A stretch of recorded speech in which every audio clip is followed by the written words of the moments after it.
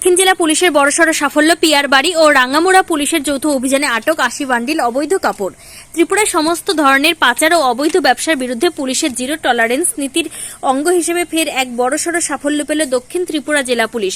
গোপন সূত্রে নির্ভরযোগ্য খবরের ভিত্তিতে এক সফল যৌথ অভিযান চালিয়ে বিপুল পরিমাণ অবৈধ কাপড় সহ দুটি গাড়ি বাজেয়াপ্ত করেছে পুলিশ।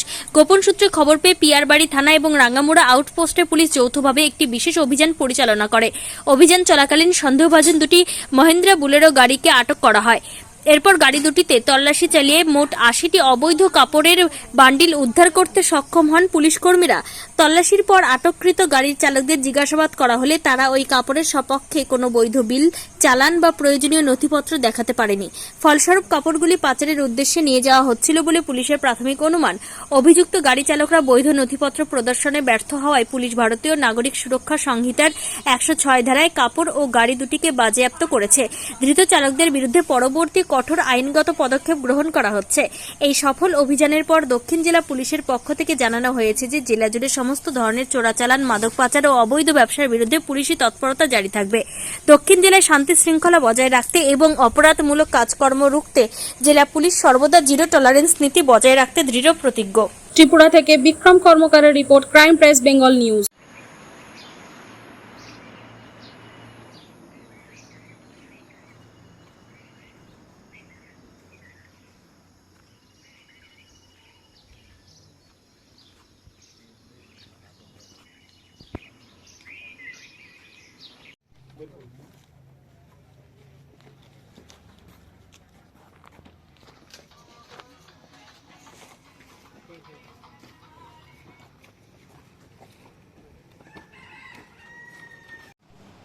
আজকে আমরা পিয়ারবাড়ি থানা স্টাফ এবং রাঙ্গামুড়া আউটপোস্টের যৌথ উদ্যোগে আমরা তিনটি জায়গায় রেড করি।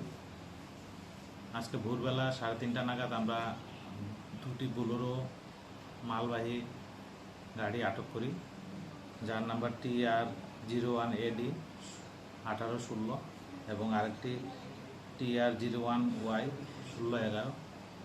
এই দুটি মালবাহী গাড়ি থেকে আমরা সর্বমোট 80 বস্তা বিভিন্ন ব্র্যান্ডের কাপড়, চুড়িদার এগুলো উদ্ধার করি, যেগুলো বাজার মূল্য আনুমানিক 15 লক্ষ টাকা হবে। এগুলো আমরা সিজ করি, যেগুলো পাচারের জন্য আনা হয়েছিল। তারপর ভোরবেলা আজকে আমরা এক রাধানগর রাঙ্গামুড়া রোডে একটি ইলেকট্রিক টমটম আটক করি, যাহা সার্চ করে আমরা সর্বমোট 40 কেজি শুকনো গাঁজা উদ্ধার করি। সাথে দুজনকে আমরা গ্রেপ্তার করি এবং এই শুকনো গাঁজাগুলোর মূল্য প্রায় 6 লক্ষ টাকা হবে।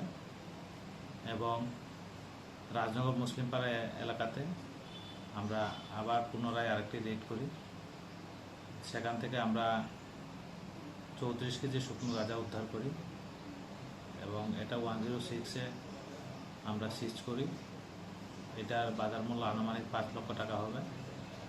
তো আমরা আজকে তিনটি রেড করে সর্বমোট 26 লক্ষ টাকার মতো আনুমানিক মূল্যের জিনিস আমরা সিজ করি এবং এই ব্যাপারে আমরা তদন্ত করছি এবং কে কে এটা এই পাচারের সাথে আরও যুক্ত আছে এগুলো বের করে আমরা আইনগত ব্যবস্থা নেব।